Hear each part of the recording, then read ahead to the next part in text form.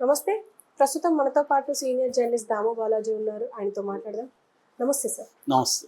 Sir Prashanth Kishore ఈ మధ్య media ముందరకొచ్చి రీసెంట్‌గా ఆర్‌టీవీతో కూడా మాట్లాడారు. ఈ మధ్య ఎన్‌డీటీవీతో మాట్లాడుతూ వైఎస్ఆర్‌సీపీ అధికారంలోకి రాదు, కూటమి ఖచ్చితంగా వస్తుంది అని చెప్పేసి చాలా ధీమా వ్యక్తం చేస్తున్నారు. యాహ్! అసలు ఏ కారణం వల్ల ఇలా మాట్లాడుతుండొచ్చు? అండ్ బీజేపీ కూడా ఎన్ని సీట్లొస్తాయనేది చెప్తున్నారు. ఎలా అంటారు? ప్రశాంత్ కిషోర్ ఎలా అంటే అందరికి తెలుసు. ప్రశాంత్ కిషోర్‌ని చంద్రబాబు పిలిపించాడు. అప్పుడొచ్చాడు. ఆ తర్వాతేమో నేను ఊరికే కలిసి వెళ్ళాను. అంతకంటే ఏం లేదన్నాడు. తర్వాత వచ్చి ఇంకా ఓపెన్‌గా మాట్లాడడం మొదలుపెట్టాడు. సో, అంటే క్లియర్‌గా ప్రశాంత్ కిషోర్‌ని చంద్రబాబే రంగంలోకి దించినట్టుగా అర్థమవుతుంది. అంటే తనకి 2 రకాల సర్వీసెస్ ప్రశాంత్ కిషోర్ చంద్రబాబుకి అందించాడు. ఒకటి వ్యూహాలు, ఎన్నికల్లో వ్యూహాలకు సంబంధించి దేన్ని ఫోకస్ చేయాలి, ఎట్లా మన ప్రచార వ్యూహం ఎలా ఉండాలి అనేది ప్రశాంత్ కిషోర్ ఇచ్చాడు. రెండవది తను కూడా ఒక దాన్నేమంటారు సెఫాలజిస్ట్గా మారిపోయి ఎవరు గెలుస్తారు అని చెప్పడం ద్వారా ప్రజల మైండ్ సెట్ని ఇన్ఫ్లుయెన్స్ చేయడం. ఈ 2 పనులు ప్రశాంత్ కిషోర్ చేస్తున్నాడు కూడా ఇంకా కంటిన్యూస్గా. సో ఫస్ట్లో ఇప్పుడు మనం చూస్తే ఈ 6 ఆయన సూపర్ 6 ఏదైతే ఉందో దాని మీద ప్రధానంగా చంద్రబాబు కానీ పవన్ కళ్యాణ్ కానీ నమ్ముకున్నారు.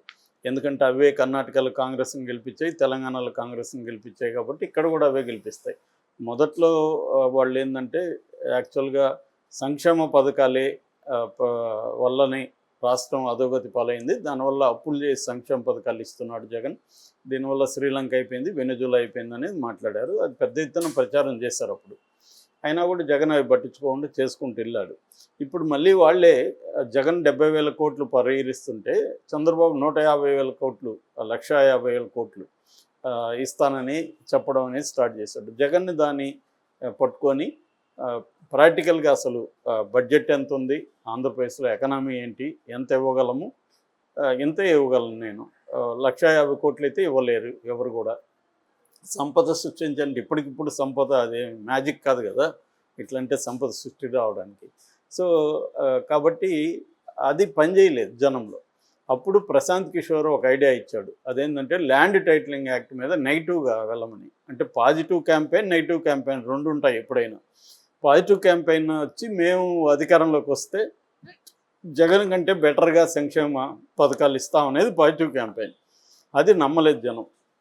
దానికి ఒక కారణం ఏమంటే చంద్రబాబు నాయుడు గతంలో హామీలు ఇచ్చి నెరవేర్చలేదన్న ఒక విషయాన్ని జగన్ బలంగా తీసుకెళ్ళాడు. చంద్రబాబు గతంలో కూడా చేయలేదు, ఒకప్పుడు సంక్షేమ పథకాల వల్ల రాష్ట్రం దివాలా తీస్తుందన్నారు, ఇప్పుడేమో డబ్బులకి ఇస్తానంటున్నాడు, ఇచ్చేవాడైతే అలా చెప్పడు, ఇవ్వడు కాబట్టి అలా చెప్తున్నాడు, మీరు దాన్ని నమ్మి మోసపోకండి అనేది జగన్ బలంగా తీసుకెళ్ళాడు. దానివల్ల దాని పట్ల రావాల్సినంత రాలేదు. దాంతో ఈవెన్ తెలుగుదేశం మీడియా కూడా ఒకప్పుడు ఇదే సంక్షేమ పథకాలను విమర్శించి మళ్ళీ అదే సంక్షేమ పథకాలను పొగడాలంటే కొద్దిగా ఇబ్బంది పడింది, అంత అగ్రెసివ్గా తీసుకెళ్ళా. దాంతో వీళ్ళు ఏం చేశారు, ల్యాండ్ టైటిలింగ్ యాక్ట్ని చూపించి భూతం మామూలుగా చేశాడు. మామూలుగా ఏంటంటే బిహేవియరల్ ఎకనామిక్స్ అని ఉంటుంది. బిహేవియరల్ ఎకనామిక్స్లో డేనియల్ కానెమాన్ అండ్ అమిస్ త్వార్స్కీ అనే 2 ఇజ్రాయలీ సైకాలజిస్టులు 79లో ప్రాస్పెక్ట్ థియరీ అని ఒక పేపర్ రాశారు. అందులో ఒక కాన్సెప్ట్ ఏంటంటే లాస్ అవర్షన్ అనే కాన్సెప్ట్ ఉంటుంది. మనుషులకి గెయినా లాసా, నీకు ఒక గెయిన్ ఉంటుంది, ఒక లాస్ ఉంటుంది అన్నాం అనుకో, అంటే నీకు ఈ పని చేస్తే 1000 రూపాయలు వస్తుంది, ఈ పని చేయకపోతే 1000 రూపాయలు నీ శాలరీలో కట్ అవుతుంది అన్నాం అనుకో, దేనికి ఎక్కువ స్పందిస్తారంటే లాస్కే ఎక్కువ స్పందిస్తారు.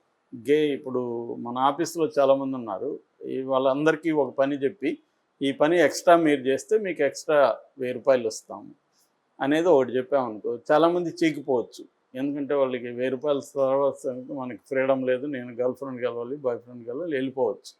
అదే అట్లా కాదు, మీ ఉన్న జీతంలో కట్ చేస్తాం 1000 రూపాయలు ఈ పని చేయకపోతే అన్నారనుకో, అప్పుడు ఎక్కువ మంది చేస్తారు. ఇది వాళ్ళు ప్రయోగాలు చేసి అనేక మంది మీద కంట్రోల్డ్ అట్మాస్ఫియర్లో ప్రయోగాలు చేసి వాళ్ళు థియరీ చేశారు. ఈ థియరీ నిజానికి మన స్టాక్ ఎక్స్చేంజ్లో కూడా అప్లై అవుతుంది.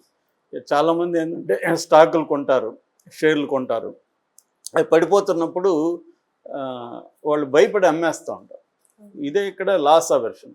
నిజానికి షేర్ మార్కెట్ అంటేనే లాంగ్ టర్మ్ చేయాలి. డే ట్రేడింగ్, పొజిషనల్ ట్రేడింగ్ అది వేరే కథ. మామూలుగా షేర్లు కొన్నప్పుడు దాన్నే కాపీ క్యాన్ ఇన్వెస్టింగ్ అంటారు మామూలుగా. అంటే లాంగ్ టర్మ్లోనే పెట్టాలి.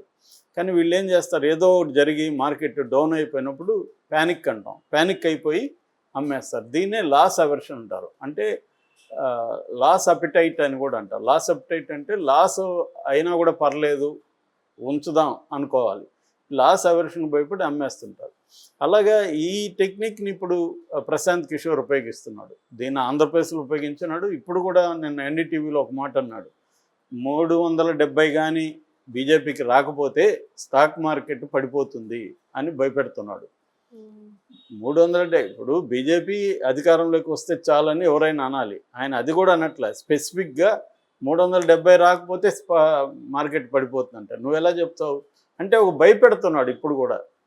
ఎందుకంటే ఇంకా 2 ఫేజెస్లో ఎన్నికలు ఉన్నాయి కాబట్టి ఇప్పుడు కూడా ఆ ఎన్నికలు జరిగే ప్రాంతంలో ప్రజల్ని భయపెట్టడం కోసం అతను ఎక్కువగా లాస్ అవర్షన్ థియరీని నమ్ముకున్నట్టుగా అర్థమవుతుంది. అందువల్లే మనకి ఇక్కడ చంద్రబాబు ఈ సూపర్ 6ని ప్రమోట్ చేయకుండా ఫుల్ పేజ్ యాడ్లు ఈ ల్యాండ్ టైటిలింగ్ మీద ఇచ్చారు. మనం చూస్తే అంటే భయపడడం వల్ల జనాలు జగన్ వస్తే మన ల్యాండ్ లాక్కుంటాడు అని భయపడి తెలుగుదేశానికి వేస్తారేమో అన్న ఒక థియరీని ప్రశాంత్ కిషోరే చంద్రబాబుకి ఇచ్చాడు. చంద్రబాబు దాన్ని గుడ్డిగా అమలు చేశాడు. మరి దాని రిజల్ట్ ఎలా ఉంటుందో మనం చూడొచ్చు.